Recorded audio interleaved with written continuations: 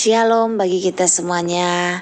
Firman Tuhan untuk kita pada hari ini dari Yesaya pasal 65. Jawaban Allah, hukuman bagi orang berdosa dan keselamatan bagi orang saleh. Aku telah berkenan memberi petunjuk kepada orang yang tidak menanyakan aku. Aku telah berkenan ditemukan oleh orang yang tidak mencari aku. Aku telah berkata, ini aku, kepada bangsa yang tidak memanggil namaku. Sepanjang hari aku telah mengulurkan tanganku kepada suku bangsa yang memberontak, yang menempuh jalan yang tidak baik, yang mengikuti rencananya sendiri. Suku bangsa yang menyakitkan hatiku senantiasa di depan mataku dengan mempersembahkan korban di taman-taman dewa dan membakar korban di atas batu bata, yang duduk di kuburan-kuburan dan bermalam di dalam gua-gua, yang memakan daging babi dan kuah daging najis ada dalam kuali mereka, yang berkata, menjauhlah, janganlah meraba aku, nanti engkau menjadi kudus olehku. Semuanya ini seperti asap yang naik ke dalam hidungku, seperti api yang menyala sepanjang hari. Sesungguhnya telah ada tertulis di hadapanku, aku tidak akan tinggal diam, malah aku akan mengadakan pembalasan terhadap diri mereka, atas segala kesalahan mereka sendiri, maupun atas kesalahan nenek moyangnya, semuanya serentak, firman Tuhan. Sebab mereka telah membakar korban di atas gunung-gunung dan mengaibkan aku di atas bukit-bukit. Memang aku akan menakar ke dalam jubah mereka upah untuk perbuatan mereka yang dahulu. Beginilah firman Tuhan. Seperti kata orang, jika pada tanda buah anggur masih terdapat airnya, janganlah musnahkan itu, sebab di dalamnya masih ada berkat. Demikianlah aku akan bertindak oleh karena hamba-hambaku, yakni aku tidak akan memusnahkan sekaliannya. Aku akan membangkitkan keturunan dari Yakub dan orang yang mewarisi gunung-gunungku dari Yehuda. Orang-orang pilihanku akan mewarisinya dan hamba-hambaku akan tinggal di situ. Saron akan menjadi padang rumput bagi kambing domba, dan lembah Akhor menjadi tempat pembaringan bagi lembu sapi untuk umatku yang mencari aku. Tetapi kamu yang telah meninggalkan Tuhan, yang telah melupakan gunungku yang kudus, yang menyajikan hidangan bagi dewa Gad, dan yang menyuguhkan anggur bercampur rempah bagi dewa Meni. Aku akan menentukan kamu bagi pedang, dan kamu sekalian akan menekuk lutut untuk dibantai. Oleh karena ketika aku memanggil, kamu tidak menjawab. Ketika aku berbicara, kamu tidak mendengar. Tetapi kamu melakukan apa yang jahat di mataku, dan lebih menyukai apa yang tidak berkenan kepadaku. Sebab itu beginilah firman Tuhan Allah. Sesungguhnya hamba-hambaku akan minum, tetapi kamu akan menderita kehausan. Sesungguhnya hamba-hambaku akan bersuka cita, tetapi kamu akan mendapat malu. Sesungguhnya hamba-hambaku akan bersorak-sorai karena gembira hatinya, tetapi kamu akan mengerang karena sedih hati, dan kamu akan menangis karena patah semangat. Kamu harus meninggalkan namamu kepada orang-orang pilihanku untuk dipakai sebagai tumpah kutuk ini. Tuhan Allah kiranya membuat engkau seperti mereka, tetapi hamba-hambaku akan disebut dengan nama lain, sehingga orang yang hendak mendapat berkat di negeri akan memohon berkat demi Allah yang setia. Dan orang yang hendak bersumpah di negeri akan bersumpah demi Allah yang setia. Sebab kesesakan-kesesakan yang dahulu sudah terlupakan dan sudah tersembunyi dari mataku. Janji mengenai langit yang baru dan bumi yang baru. Sebab sesungguhnya aku menciptakan langit yang baru dan bumi yang baru. Hal-hal yang dahulu tidak akan diingat lagi dan tidak akan timbul lagi dalam hati. Tetapi bergiranglah dan bersorak-soralah untuk selama-lamanya atas apa yang kuciptakan, sebab sesungguhnya aku menciptakan Yerusalem penuh sorak-sorak dan penduduknya penuh kegerangan. Aku akan bersorak-sorak karena Yerusalem dan bergirang karena umatku di dalamnya. Tidak akan kedengaran lagi bunyi tangisan dan bunyi erang pun tidak ada.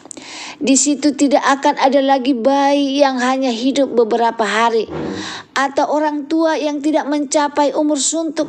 Sebab siapa yang mati pada umur 100 tahun masih dianggap muda, dan siapa yang tidak mencapai umur 100 tahun akan dianggap kena kutuk. Mereka akan mendirikan rumah-rumah dan mendiaminya juga. Mereka akan menanami kebun-kebun anggur dan memakan buahnya juga.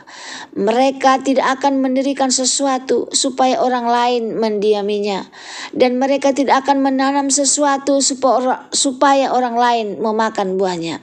Sebab umur umatku akan sepanjang umur pohon, dan orang-orang pilihanku akan menikmati pekerjaan tangan mereka. Mereka tidak akan bersusah-susah dengan percuma, dan tidak akan melahirkan anak yang akan mati mendadak. Sebab mereka itu keturunan orang-orang yang diberkati Tuhan, dan anak cucu-cucu mereka adalah beserta mereka. Maka sebelum mereka memanggil, aku sudah menjawabnya.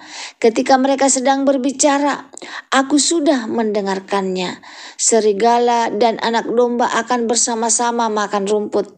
Singa akan makan jerami seperti lembu, dan ular akan hidup dari debu. Tidak ada yang akan berbuat jahat atau berlaku busuk di segenap gunungku yang kudus. Firman Tuhan. Shalom saudaraku yang diberkati Tuhan. Firman Tuhan dari Yesaya 65 ayat 1 sampai 25 menggambarkan sebuah gambaran yang kuat tentang hubungan antara Allah dan umatnya, khususnya bangsa Israel. Ayat-ayat ini menyoroti ketidaksetiaan dan pembangkangan Israel serta janji Allah untuk memuliakan dan memberkati mereka. Yang pertama, ketidaksetiaan Israel dan murka Allah. Pasal ini dimulai dengan Allah yang menyatakan bahwa Dia telah berkenan memberikan petunjuk kepada orang-orang yang tidak menanyakannya, dan telah berkenan ditemukan oleh orang-orang yang tidak mencarinya. Ini merupakan metafora untuk menggambarkan bagaimana Allah selalu siap untuk mengulurkan tangannya kepada umatnya meskipun mereka telah menolaknya. Namun Israel telah menolak kasih karunia Allah dan memilih untuk mengikuti jalan mereka sendiri yang penuh dengan penyembahan berhala dan ketidaktaatan. Mereka mempersembahkan korban kepada dewa-dewa palsu, duduk di kuburan, dan melakukan praktik-praktik yang najis di mata Allah. Allah menyatakan murkanya atas ketidaksetiaan Israel dan menyatakan bahwa Dia akan mengadakan pembalasan atas dosa mereka, baik dosa mereka sendiri maupun dosa nenek moyang mereka. Lalu yang selanjutnya, janji Allah untuk memulihkan dan memberkati. Meskipun Allah akan menghukum Israel atas dosa mereka, Dia juga menjanjikan pemulihan dan berkat bagi mereka yang bertobat. Allah berjanji bahwa Dia tidak akan memusnahkan seluruh bangsa Israel, tetapi akan membangkitkan keturunan dari Yakub dan orang yang mewarisi gunung-gunungnya di Yehuda.